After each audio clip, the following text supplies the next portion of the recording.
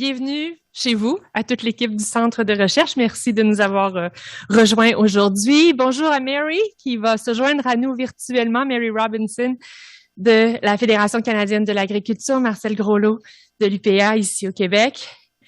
Alors, ça me fait vraiment plaisir d'être d'ici aujourd'hui à Sherbrooke, qui est un territoire traditionnel des Abénaquis et de la Confédération Wabanaki. Hello everyone, thank you for joining us today from all across Canada. Alors, merci à Marie-Josée et à toute l'équipe du Centre de recherche de nous accueillir aujourd'hui. Merci pour la visite et les présentations ce matin. C'est toujours intéressant d'en apprendre plus sur vos recherches, particulièrement dans ce centre de recherche qui est chez moi. On sait que la recherche est un partenaire essentiel pour les productrices et les producteurs agricoles canadiens. La science les aide à avoir de meilleures semences, à développer de nouvelles technologies et réduire leur empreinte environnementale. Les scientifiques nous disent que les changements climatiques menacent l'avenir de nos familles agricoles et de toute la planète. En effet, le récent rapport du GIEC a souligné que, même dans le meilleur des cas, nous dépasserons probablement le seuil de 1,5 degré de réchauffement convenu à la conférence de Paris. Et si nous n'agissons pas rapidement, maintenant, les conséquences seront graves. Droughts, fires, flooding. We can see the impacts those are having on our producers today. On one hand, we must support our farm families so that they can get through these challenges in the short term. In response to the Western drought and wildfires taking place, we are working around the clock with the provinces to support farmers with the full suite of business risk management programs. But on the other hand, we must invest in the future. We must invest in the practices that build the resiliency of our farmers to withstand extreme weather and help reduce the greenhouse gases that are causing climate change. Farmers have proven time and time again that they are up to the challenge. For example, over the past 2 decades, farmers have doubled the value of their production and their exports while stabilizing greenhouse gas emissions. We need to double down on that impressive record. Pour toutes ces raisons, notre gouvernement tient à aider nos productrices et nos producteurs agricoles à aller encore plus loin et plus rapidement. Au cours des 6 derniers mois, nous avons consacré plus d'1 demi-milliard de dollars pour appuyer de nouvelles pratiques durables et des technologies propres en agriculture.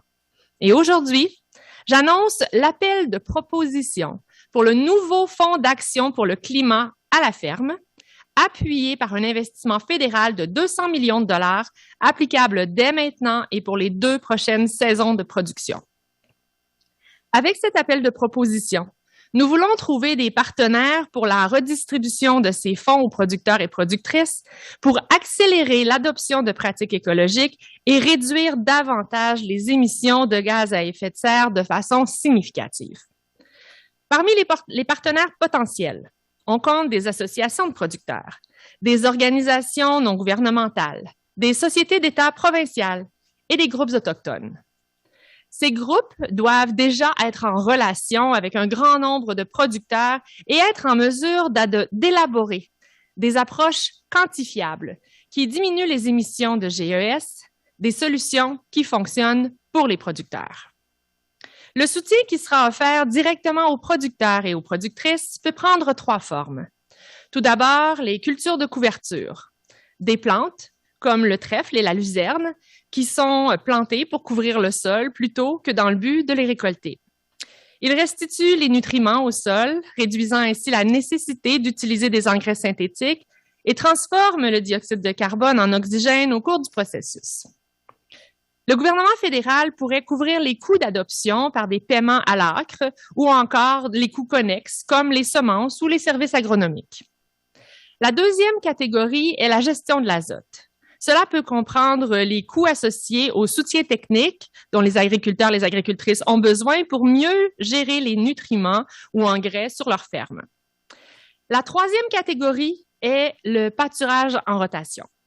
Le pâturage en rotation est la pratique qui consiste à contenir et à déplacer le bétail dans les pâturages pour permettre aux fourrages de se reconstituer, d'approfondir leur système racinaire et d'améliorer la santé du sol. Le gouvernement fédéral pourrait couvrir les coûts des services agronomiques pour aider les éleveurs à élaborer des plans de gestion des pâturages ou encore les coûts associés aux clôtures ou aux infrastructures hydrauliques. Les partenaires ont jusqu'au 26 septembre pour soumettre leurs propositions.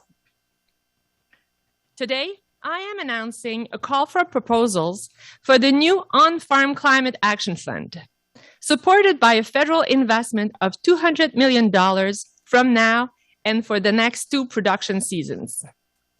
With this call for proposals, we are seeking partners to redistribute funds directly to farmers to adopt practices that store carbon and reduce greenhouse gases. Partners may include farm groups, non-governmental organizations, provincial crown corporations, or indigenous groups. These groups are close to producers and will be able to develop solutions to reduce emission solutions which work for producers. Direct support to producers will fall into 3 target activities. One is cover crops, plants such as clover and alfalfa that are planted to cover the soil rather than to be harvested.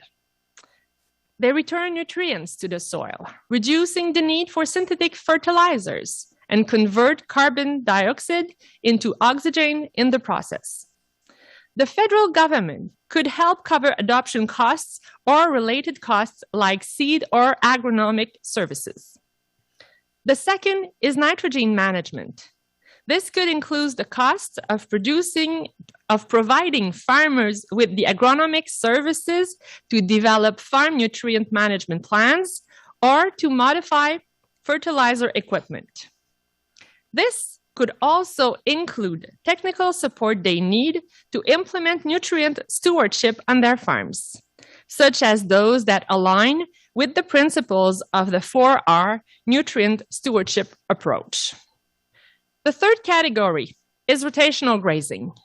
Rotational grazing is the practice of containing and moving livestock through pastures to allow forage crops to recover, deepen their roots system, and improve soil health.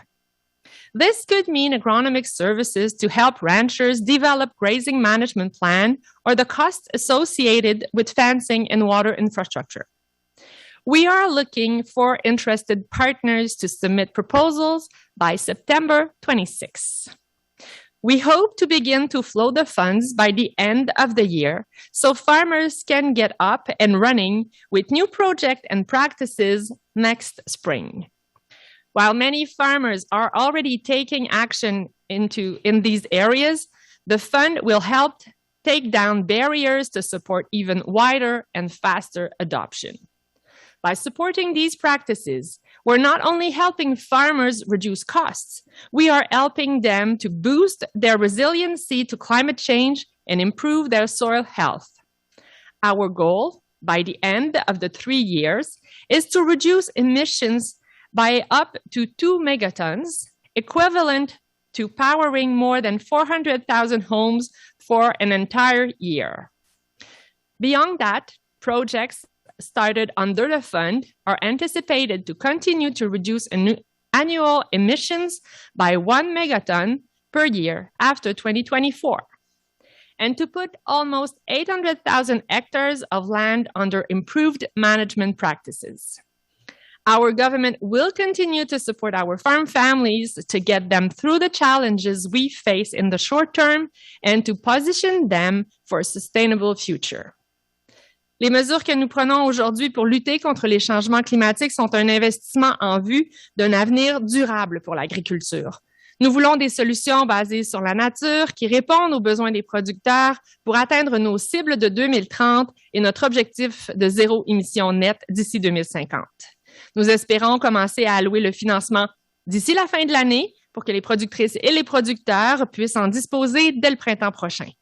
Notre gouvernement continuera d'investir pour assurer la durabilité de notre eau, de notre air, de notre sol pour les générations à venir. Et il aidera nos agricultrices et nos agriculteurs à promouvoir une agriculture durable tout en étant productif et concurrentiel et à tirer parti des nouvelles possibilités de l'économie verte. Comme l'a dit le premier ministre Justin Trudeau, les changements climatiques pourraient s'avérer notre plus grand défi, mais ils pourraient également représenter une opportunité en or. Merci.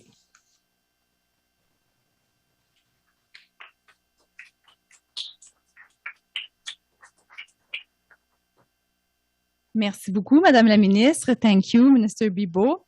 Marcel Groslot, président de l'Union des producteurs agricoles, et Madame Karen Ross, directrice de Fermiers pour la transition climatique, feront une allocution dans les prochaines minutes. Marcel Groslot, President of Union des producteurs agricoles, and Karen Ross, Director of Farmers for Climate Solutions, will also give a speech. Mais pour le moment, je cède la parole à Mary Robinson, présidente de la Fédération canadienne de l'agriculture. I will now turn the floor over to Mary Robinson, President of Canadian Federation of Agriculture. Thank you. Thank you, Minister Bibeau, and hello, everyone. As we can see with the current dire drought conditions in the prairie provinces, Canadian farmers are on the front lines in the battle against climate change. I struggle to think of any sector more affected by erratic weather or any sector more invested in mitigating the impacts of climate change. But many farmers in Canada have found themselves in a difficult situation. Climate change-related events have put many farmers in difficult financial circumstances, with their operations hurting from multiple consecutive hard years from factors entirely beyond their control.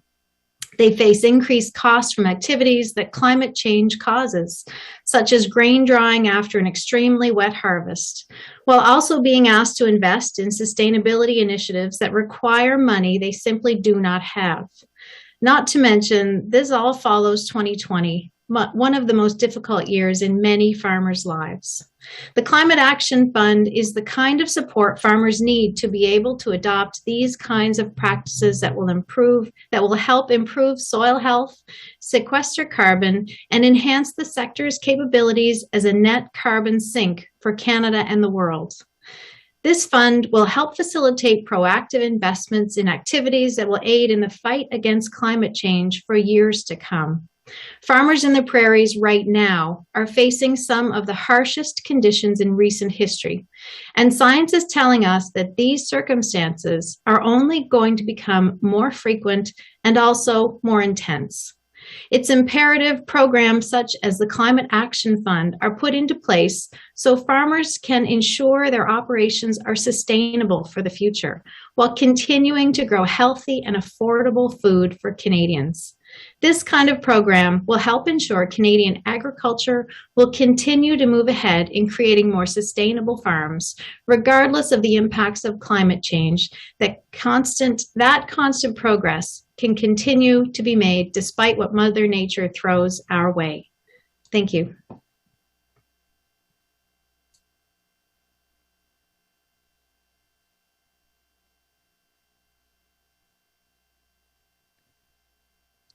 Alors, bonjour à tous. Alors, bonjour, Madame Lofredo Forêt, je crois. Madame Bibeau, merci de l'invitation à participer à cette conférence de presse-là.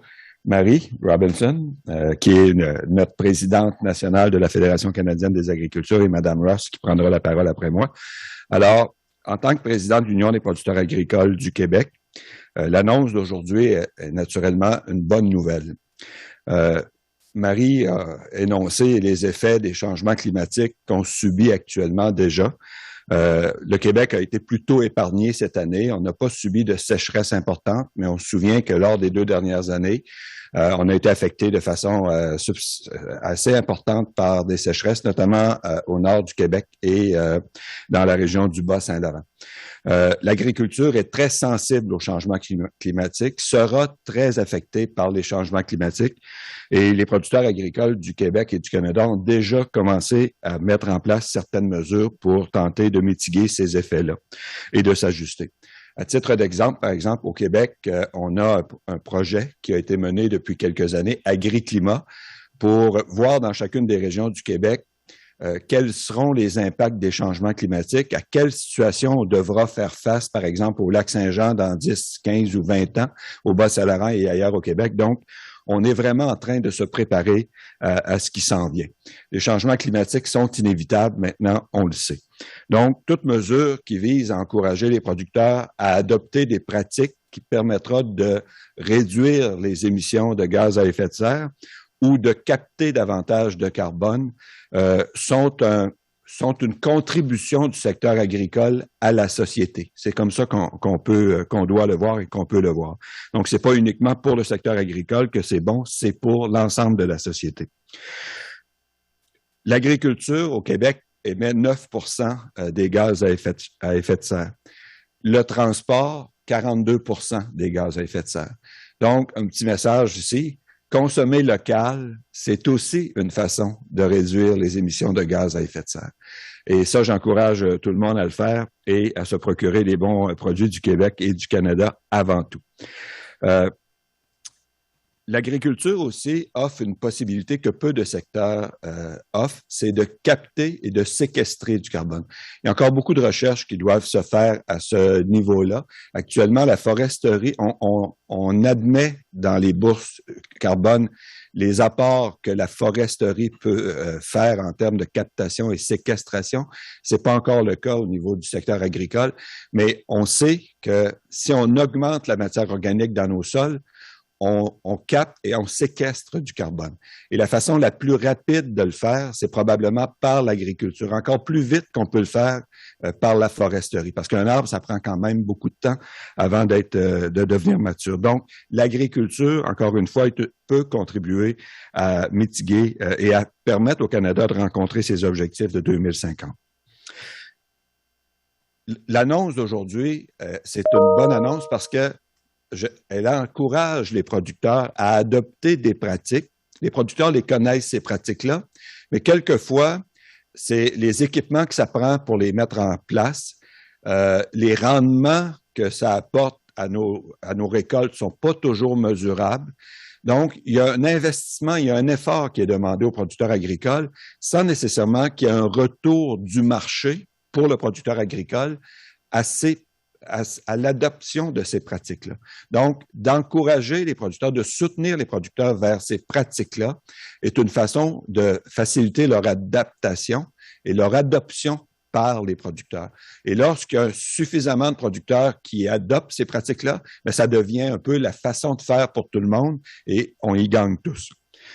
C'est pour ça qu'aujourd'hui, oui, c'est une bonne nouvelle, mais j'en appelle également à ce qu'on ait des programmes récurrents qui soutiennent l'adoption de bonnes pratiques agricoles et permettent la rétribution aux producteurs des biens et services écologiques qu'ils rendent à la population.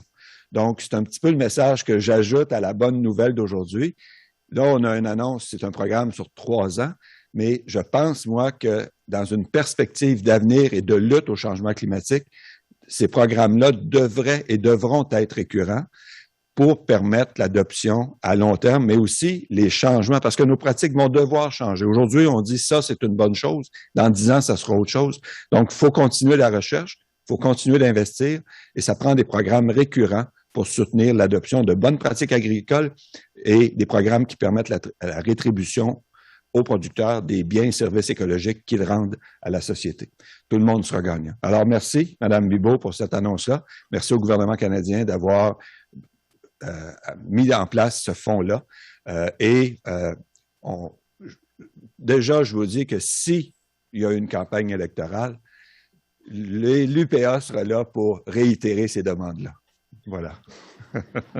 Alors, j'invite maintenant Mme Ross, Karen Ross, à prendre la parole pour compléter les interventions. Merci beaucoup.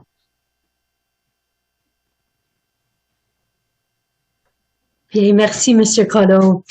What a privilege it is to be here today on behalf of Farmers for Climate Solutions.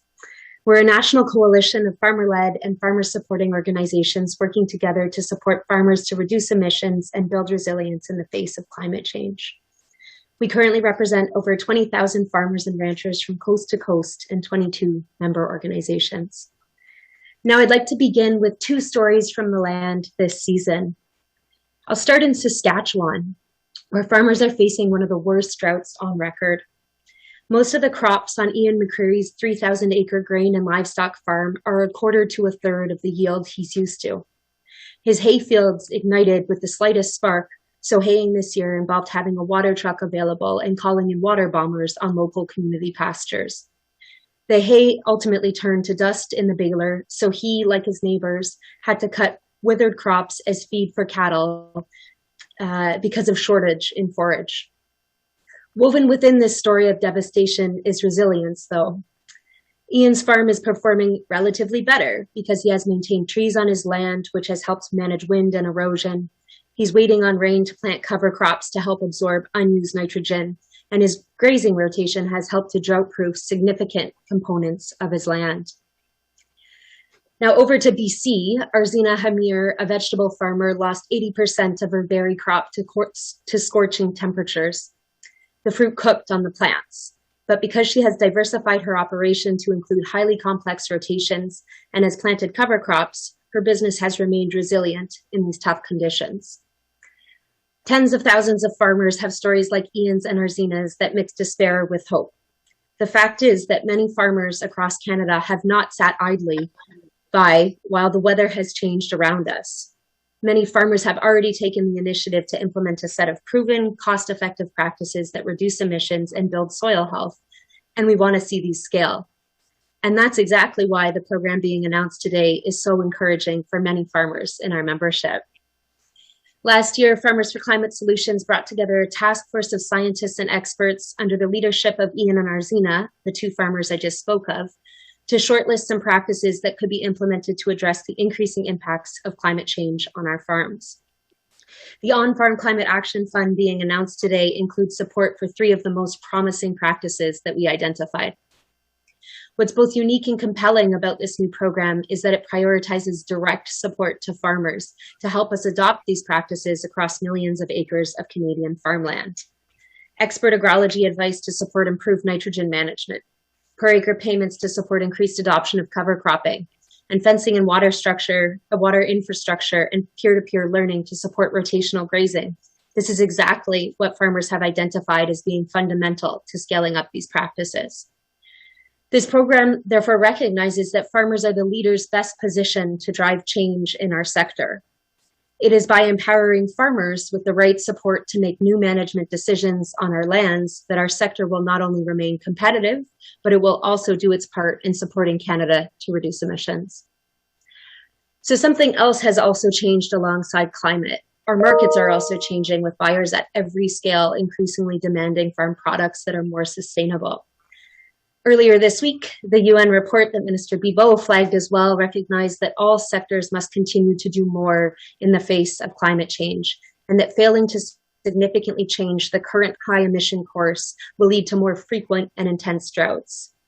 Our farms already lose $2 billion annually as a result of climate impacts. This is lost revenue that must be reduced and redirected into farmer profits through programs like the On-Farm Climate Action Program. This program will drive momentum in our sector, and as farmers, we're always looking ahead to the future. What we know is that there are many more climate practices that we can implement, just like Monsieur Collot said, and millions more acres that could benefit from climate smart management. So agriculture, like every other sector, needs support to make the inevitable transition to a clean, climate-friendly future. And today's announcement recognizes the imperative to build resilience in our sector and the importance of farmers in addressing the climate crisis. We're very optimistic that this opens the door for more to come from here. We look forward to continuing to work with you, Minister Bibeau, to build on success of this program and to help farmers meet the immense challenge of climate change. Merci beaucoup. Merci beaucoup. Thank you very much, Madame Ross, Monsieur Groslo, Madame Robinson. Nous allons maintenant passer à la période de questions des journalistes, donc réservée aux médias. On va débuter par les journalistes sur place. Vous pouvez vous avancer au micro qui est juste là. Une question et un suivi par média seront permis. Merci aussi de vous nommer et de mentionner votre affiliation média avant de poser votre question. Et par la suite, on va passer aux questions des journalistes en virtuel. We will now proceed with the media question and answer session. We will start with the journalists on site. One question and one follow-up per media will be allowed. Please state your name and your media affiliation before asking your question. We will turn to questions from virtual journalists just after.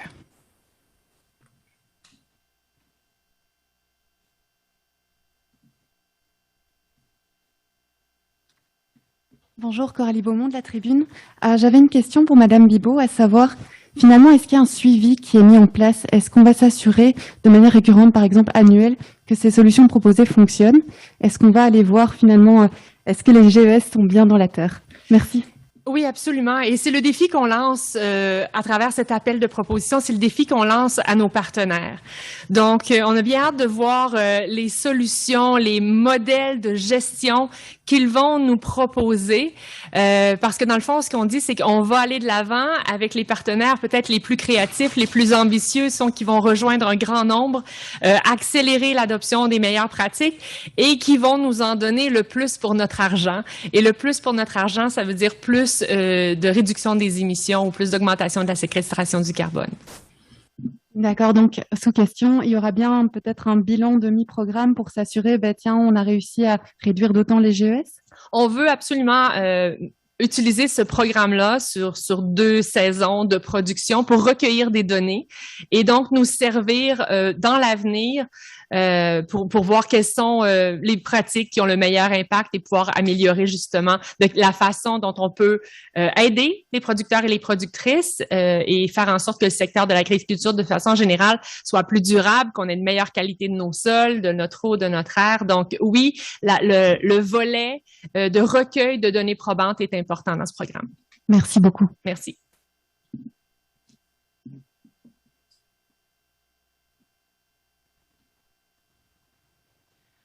On va maintenant passer aux questions des journalistes en virtuel et celle-ci sera modérée par mon collègue Oliver Anderson. We will now proceed with the questions from the virtual journalist which will be moderated by my colleague Oliver Anderson.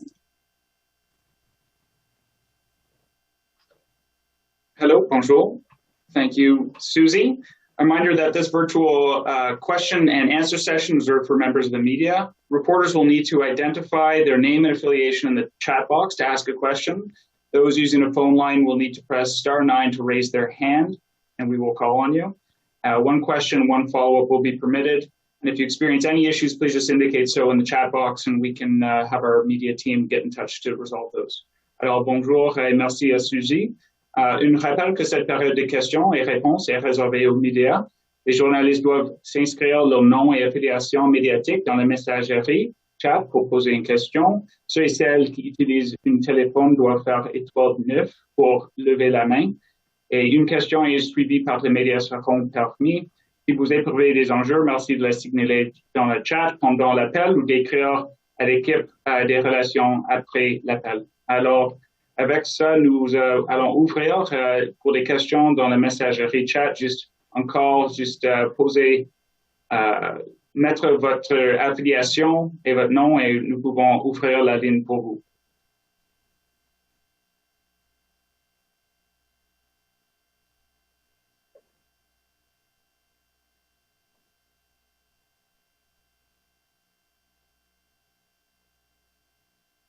On a été très clair. Et vous pouvez poser des questions à tous les intervenants aussi, hein, pas seulement à moi. You may ask questions to everyone who has spoken.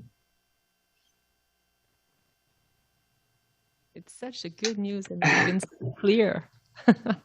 On a une question, madame, de Martine Vieillette de La Terre chez nous. Mm-hmm. Alors, Martine, allez-y si vous pouvez ouvrir votre ligne. Oui, bonjour, je suis en train de l'écrire dans le chat, mais en fait, je voulais savoir la différence de ce programme-là versus les laboratoires vivants.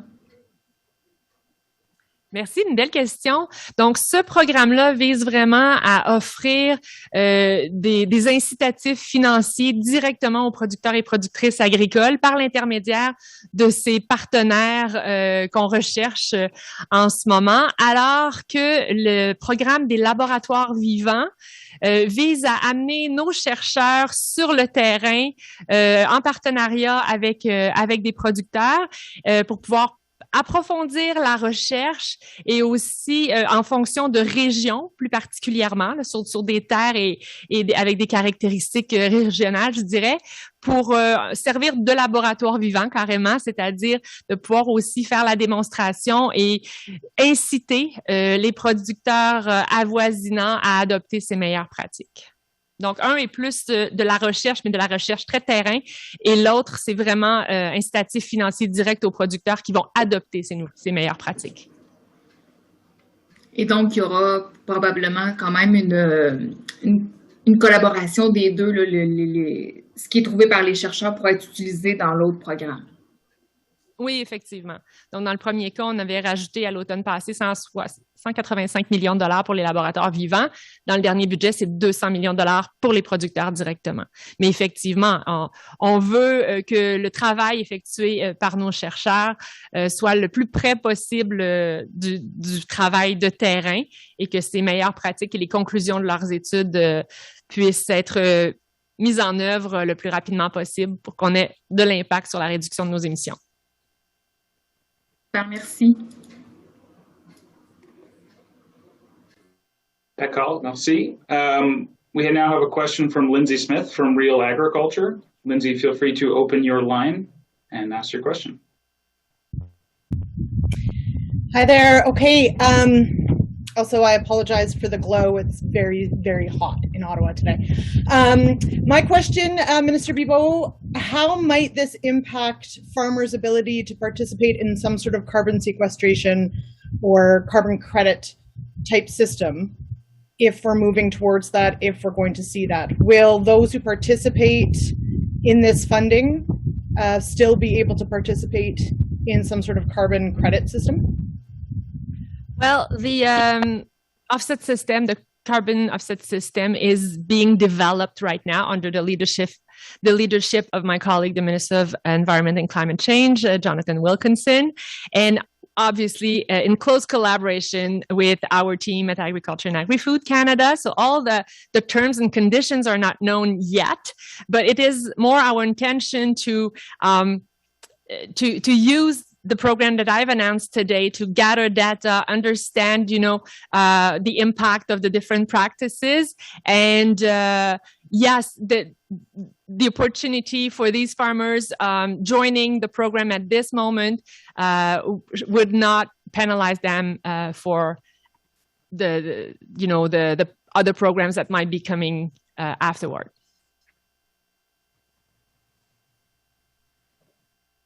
Do you have a follow-up, Lindsay? No, that's fine. Thank you. Great. Any other questions on the line before we wrap up today's news conference? Est-ce qu'il y a plus de questions sur la ligne avant que nous terminons la conférence de presse?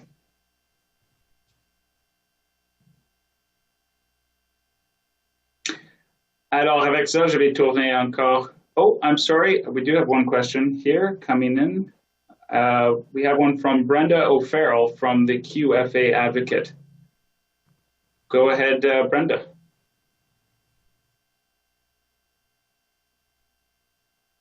Yes, this would be for Madame Bibeau. Can you hear me now? Yes, we can hear you, Brenda. Please go ahead. I think it's just a follow-up to Lindsay's question a little bit. If the two programs, if producers can participate both in the carbon offset program when it's developed and this one, is there any sort of framework that is known now how the two will work in consort, or? No, it's too early. Really, the program, the offset system is under development right now, under the leadership of Environment and Climate Change Department, while Agriculture and Agri-Food is leading this one.